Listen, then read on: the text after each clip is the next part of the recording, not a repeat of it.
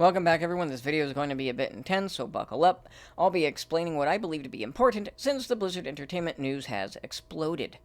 Think of it as a bird's eye view opinion regarding this whole mess. But first, in Blizzard's continuing rolling snowball of accusations and misfortunes comes a new development that J. Allen Brack has officially stepped down from his position at Blizzard.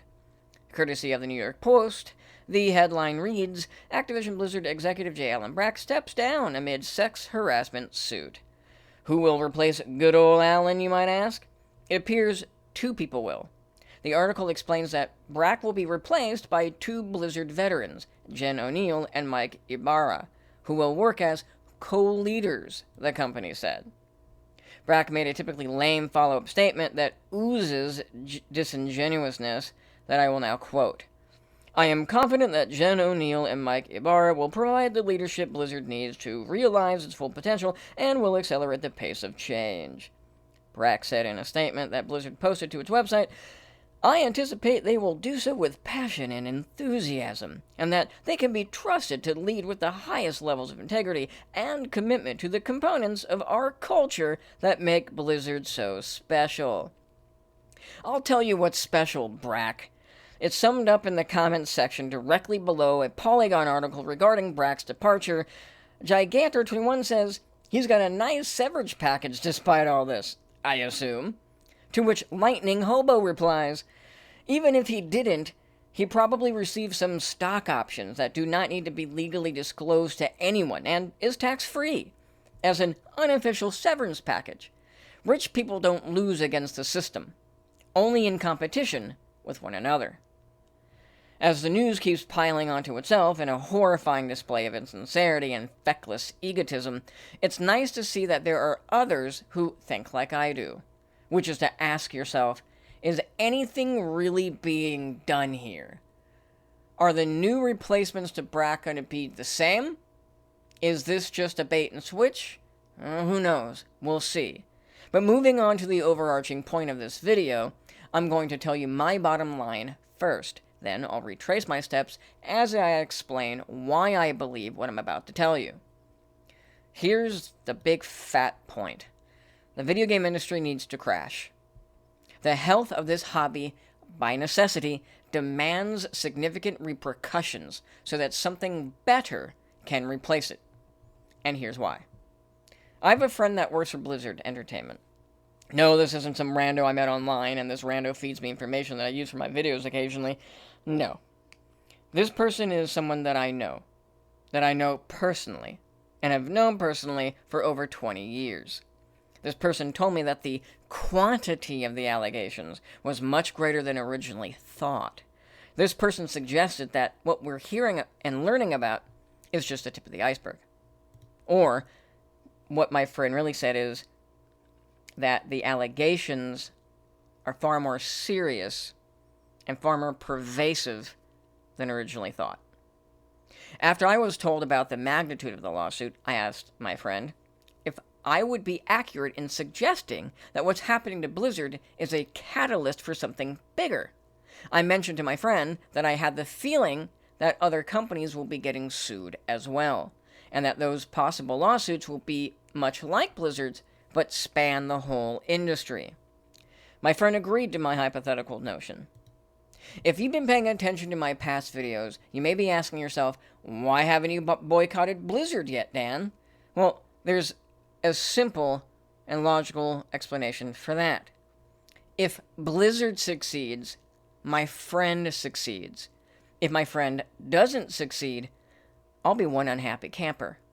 So I have a vested interest in Blizzard's success. And if, as I've said, if Blizzard succeeds, so does my friend, and I want my friend to succeed. So why do I think the gaming industry needs a hard reset? Well, let's retrace our collective steps, shall we?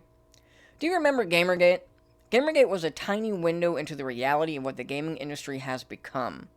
We only got a peek, but it's that peek that forced me to consider the whole picture. So, what's the whole picture, you might be asking? Take old news like Randy Pitchford with his dirty USB and what was on it. Most people have already forgotten about that. Well, you see, that's part of the trick. spicy news becomes old hat within a month's time.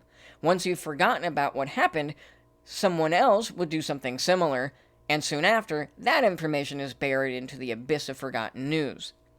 Just as a reminder, do you remember the Allison Rapp story? Well, she was fired from Nintendo for being unwholesome. Randy Pitchford is a horrible person, and here's a new headline that you should read several times. The entire Last of Us 2 garbage is just another feather in my cap. What's my point, you might be asking? My point is, the political realm is bleeding over onto the video game industry, and it shows.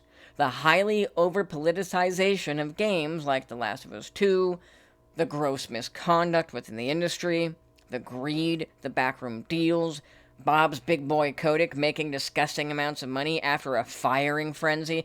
Things are getting out of hand.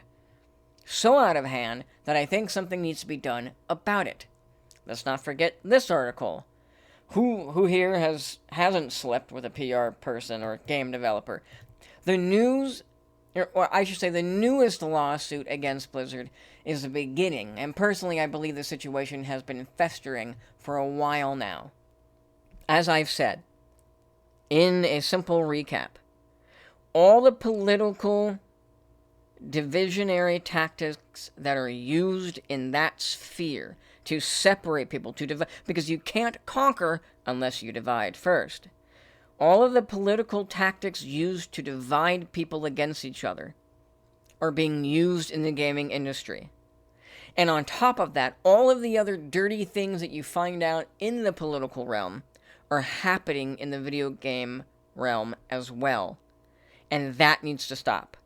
Now look, I've been playing games since the mid-'80s. I'm 40 years old, and it's only within the last 10 years that I've noticed, thanks to things like Gamergate and so on, that I've noticed a hard turn left into the political realm inside the video game industry.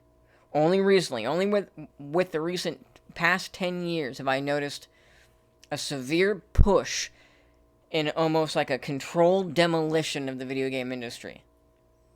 And that all needs to stop. It needs to end. And that's pretty much all I have for this video.